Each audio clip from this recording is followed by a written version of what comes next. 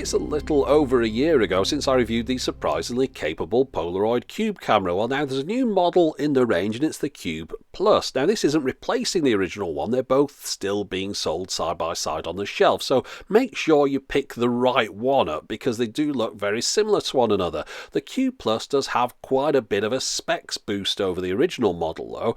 I'm going to put the weights and dimensions at the top there, but if you're interested in battery life, you can see that's down towards the bottom, and also it'll support a micro SD card up to 128 gigs. But we'll look at some more specs later on. Inside the box, first of all, you can see we've got this rubber case. That didn't come with the original one. This is a new addition for this one, and it enables you to attach a lanyard to the Cube and hang it around your neck if you wanted to do that.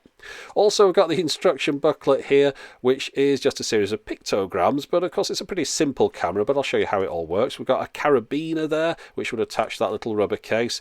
Comes with an 8 gig micro SD card in here as well, which is nice, so you can get up and running straight away, class 10 UHS 1, and we've got a USB charging and data transfer lead there as well. The new Cube Plus in black and the original Cube in blue do look very similar to each other on the front. We've got the lens in the middle there with a microphone hole below that. On the bottom we've got the magnet, which also acts as a heat sink. But on the back things start to look a little bit different. The new one has a square door on it, whereas the old one has a round one. I'll show you more on what that's about in a moment. And then on the top of it, that's where the biggest difference is really. We've got a Wi-Fi button on the new one, which adds to that original one button operation on the first model. Now if we take out the back door, you can see that on the original model you had to use a coin to get that off, and then that's where you put your micro SD card, change your resolution between 720 and 1080 and plug in your USB plug. That base was magnetic to stop people losing it, but unfortunately it didn't stop losing it. A lot of people have contacted me to say they've lost the door off the back of that, which I think must have been a bit of an issue because the new one has the door attached to it now, and you don't need to use a coin to get into it, you can just lever it up. Interestingly though, the door is still magnetic, which I can only imagine is so that it works with some of the accessories for the original model. Both cameras are the same dimensions. Notice we've got no switch in here to change the resolutions. We have to rely on the Wi-Fi app to do that. Now, because I'm going to be doing quite a bit of shooting for the test, I'm using a 32 gig card in mine so I don't run out of space. The back door is water resistant if you close it, so if it rains on this you won't have any problem, but if you want to go underwater you'll have to use an optional proper waterproof case. Now the magnet on the bottom of this to me felt stronger than the magnet on the original model. So to test out this theory, I performed an irrefutable scientific experiment under laboratory conditions, and as you can see, the new Cube Plus attracts the penny sooner than the original Cube. Now the Cube Plus is just as easy to operate as the original model, but if you haven't seen that one, all you have to do is hold down the one big button on the top here to switch it on. You get a green light coming on, and once it's on, if you want to take a still photo, just press the button once, it'll flash red while it's taking it, and that's a still. Easy as that. Now if you want it to record video, all you have to do is double tap the button, and then it starts recording video, and all the time that it's recording you get the red light flashing. And then of course if you want to stop recording, just tap it once, it goes back into standby again. And of course if you want to switch it off, hold the button down for a couple of seconds, you get a few beeps and it switches off. Now it's just as obvious if you want to start the Wi-Fi going. Once you've got the camera powered on again, all you have to do is hold down that little Wi-Fi button in the corner there. It'll beep and then it'll flash blue, which means your Cube Plus is now a little Wi-Fi hotspot. So to connect to it, you need to download the appropriate app, which is available for iOS or Android. If you load that app up, it'll give you instructions as to what to do next, but basically you just connect up to it as you would with any other Wi-Fi hotspot. Enter the password, and once you've loaded the Cube Plus app again, click connect and you get this screen here coming up. So let's take a tour around the features of the app. The first thing we'll look at is a video file that's stored on the memory card inside the camera. We can stream this over Wi-Fi to the phone, and it does stream really well with no stuttering or buffering at all. Right, next we'll have a look at the settings at the bottom there. You can see clip length, timestamp and cycle recording. Clip length, 5 minutes, 15 minutes or unlimited, which will go up to the 4 gig limit of the FAT file system. Timestamp on or off, cycle recording on or off, and the volume of the beep that the camera makes. Over the screen you can see we've got a live video feed. And again, this is really reactive. Normally with these Wi-Fi feeds there's a big delay on them, but this one very quick to respond. And we can start it recording by pressing the button in the middle there, and whilst it's recording we also get that same live video feed. And then if we want to watch what we've just recorded, the little thumbnail at the bottom right there, you can see that, and again we're streaming that over Wi-Fi to the phone. If we want to download that, we can click at the bottom middle here and we can save it to the phone, and again it'll save it over Wi-Fi as a file on the phone itself. So now it's on the phone. If we want, we can actually delete it from the camera itself by pressing the little bin at the bottom there. Now you'll notice at the bottom left here we've got this icon. If we click on that, that tells you the different modes. We've got video, slow motion, time-lapse and still image, or photo I suppose. And at the top of course we've got the different resolution options. Those things in green there, you can change those by clicking on them. So 1080p and 30 or 60 frames per second. There's a bit of a delay because it sends it to the camera every time you press it, so you have to remember just to wait a second. So we've got 1080p, 720p, 1440 and then back to 1080 again. Now let's just have a look at that slow motion mode. Notice there the frame jumped in a little bit because it's 720p 120 frames a second, but it does grab a center part out of the image. It's not the full frame that you get in the 1080p modes. But anyway, let's start this off going. So press record on that as well. I'll just do something that we can do in slow motion. That's not particularly impressive, but you get the idea. So let's just have a look at that little thumbnail at the bottom right there and play that back and see how that looks. So this is 120 frames a second, but it's played back at 30 frames a second, so that's why it's slowed down.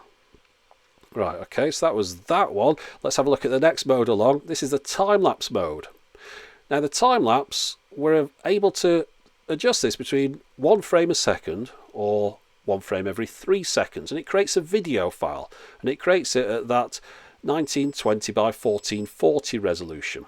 Notice the frames counting up in white there. As I move this around, we'll better play this back in a little bit, and of course it'll be sped up. We've only got a few frames here, so I'll have some proper demonstrations of this in a moment when I play you some samples, but this is just to show you how it operates. So that is the time-lapse of that.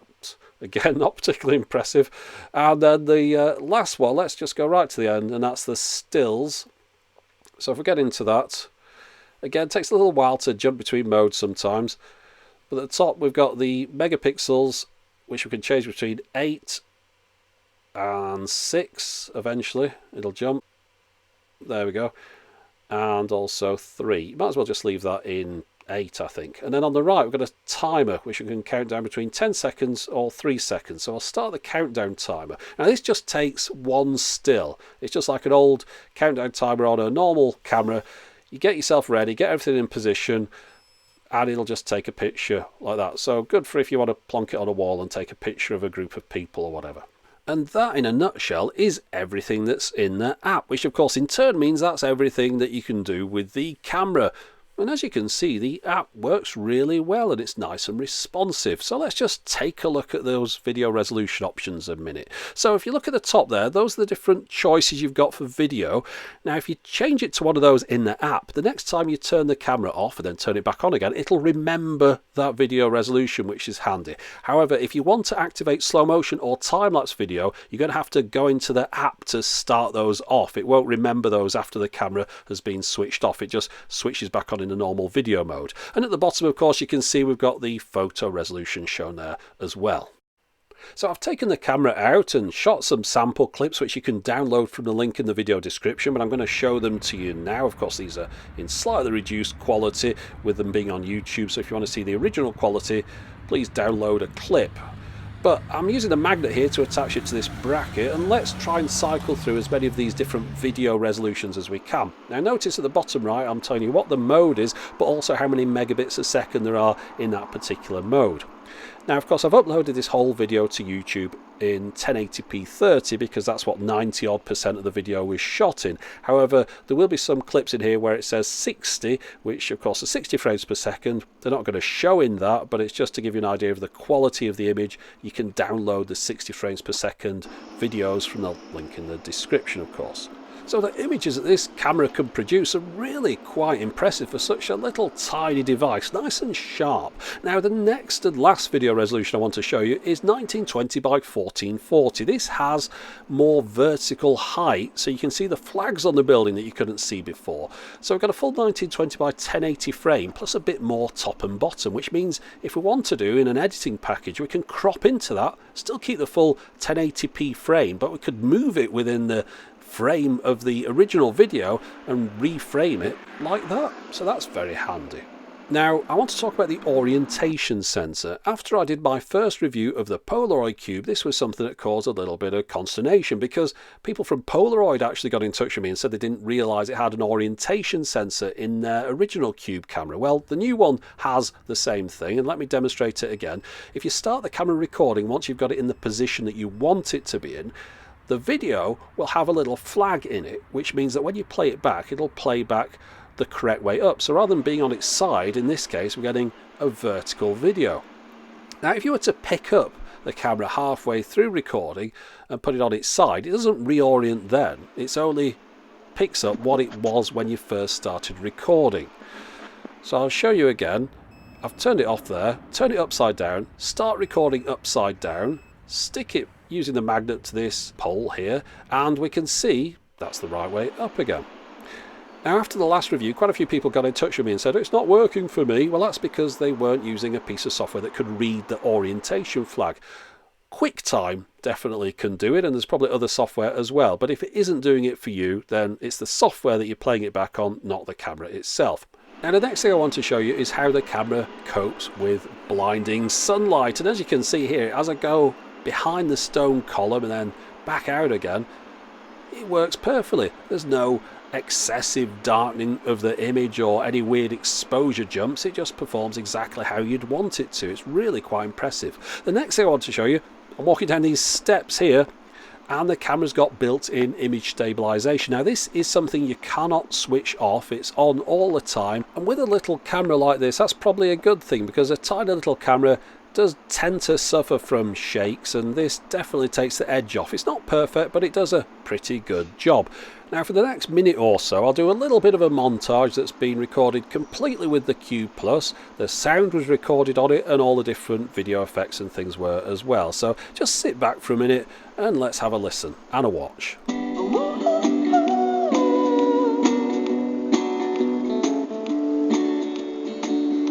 lied in my head, with you in my arms.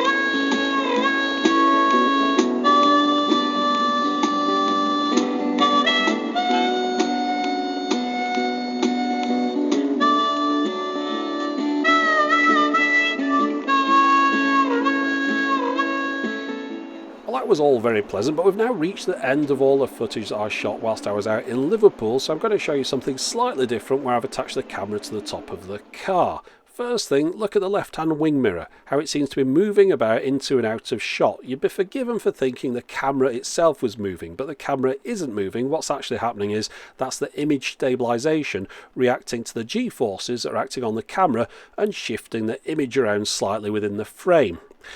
Now the other thing I need to mention, this was shot in 1080p 60. I've had to be very careful with the footage that I'm showing you, because on occasion in 1080p 60 you get the odd black frame showing up. So out of those 60 frames per second, one of them will be just black.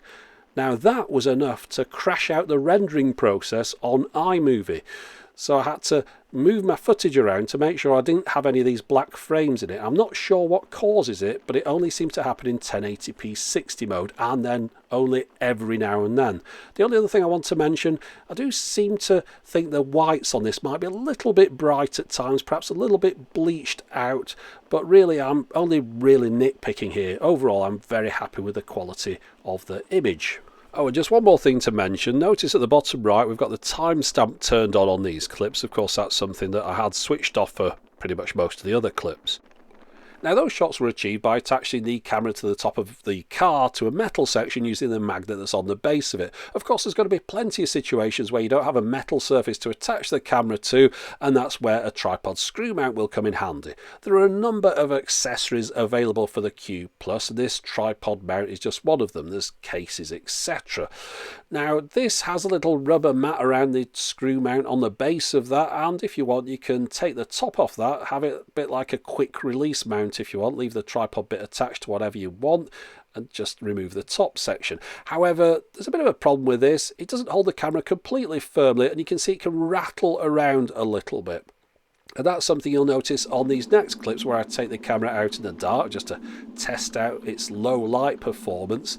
The camera rattles around and you can hear it every time I go over a pothole. So what I would suggest, if you do get one of those tripod mounts, it's probably best to either tape the camera to it or maybe try and wedge it in a little bit better.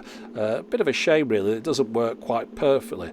And in fact, the mount doesn't hold the camera particularly firmly either. You could quite easily pull the camera out of the mount, so it's not the kind of thing that you'd want to do with any kind of extreme sport or whatever, because I can imagine the camera just flying off once you bash it into something. Anyway, here's what the low light looks like. Not particularly brilliant, but this isn't the kind of camera that you're going to be using in the dark anyway.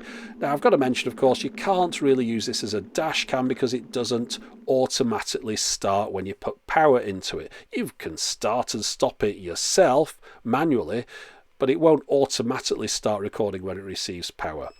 However, if it's got power plugged into it, it will enable you to start the camera recording so you can charge and record at the same time, and that's going to be very handy if you plan on doing one of those long time lapses, because you could keep it powered for hours while you're doing a 1 frame per second time lapse video. Now, if you plug the camera into your computer, the memory card in it will show up as an external drive, and then if you look at that, you'll find there's a folder on there full of your photos and videos and 2 apps. If we look in that folder, first of all, you can see we've got different types of files here. The letter at the beginning indicates what they are, so M for movie, P for photo, S for slow motion, and T for time lapse, which is quite handy. Now, if we go back, we can see those apps.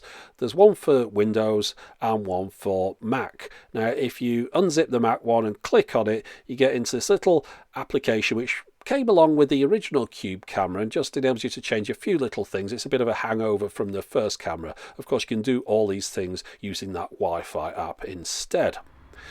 One issue I had with the camera, the lights on it, the LEDs, are pretty hard to see. At the moment the camera's switched off. I'll just switch it on, and now the green LED is on, and you'd be forgiven for thinking it isn't actually on at all. It's pretty hard to make out outside. I was spending quite a bit of time cupping my hand over it. The red LED, nice and bright, easy to see that one, but I'll switch it off now and see if you can spot the second that the green LED actually goes out. It does require quite a keen eye. There it was. So yeah, outside in the sun, very hard to see. Another thing to mention, whilst the camera is rubber coated and therefore it's quite good for sort of dropping it and shocks and things, got to be careful. That lens is very close to the front of the camera there, so you really don't want to drop it on that part. I mentioned earlier on that I liked recording in the 1920 by 1440 resolution because it enabled me in editing, in iMovie in this case, to crop in on that image, still maintain a full 1920 by 1080 frame, but just using the section out of the video that I was interested in. Well, one thing to mention about that, before you go off and shoot all your holiday footage in 1440, it should be mentioned that 1440 is not supported by the iPhone. In fact, it's not even supported by the iPhone. So bear that in mind. Now, another thing I'd like to see in the app, those little bits at the top where you change the resolution, I think those hit points are much too small. Well, they are for my fingers anyway. I'd like to see bigger buttons to change the resolution. And one other thing to mention, the 1440 resolution won't show up if you have 60 frames per second selected first. So to get it to appear, you first have to change to 30 frames per second, and then 1440 appears as an option. I can imagine that confusing a few people. So to summarise, the Cube Plus is a significant and worthwhile upgrade over the original model. Of course, there's simple changes such as putting a hinge on that rear door so you're not going to lose it, but really it's the features that have been added. We've got 1080p 60, 1440p 30, image stabilisation, and of course Wi-Fi, and that enables us to get a live video feed of what the camera's recording. We can transfer files across to the phone while we're out and about, and of course the app also lets you select those additional video options such as slow motion and time-lapse. So overall then, the Cube Plus is a highly recommended camera. And if you want to get hold of one for yourself, there's purchasing links in the video description, but also there you'll find links to my downloadable sample clips. But that's it for the moment. As always, thanks for watching.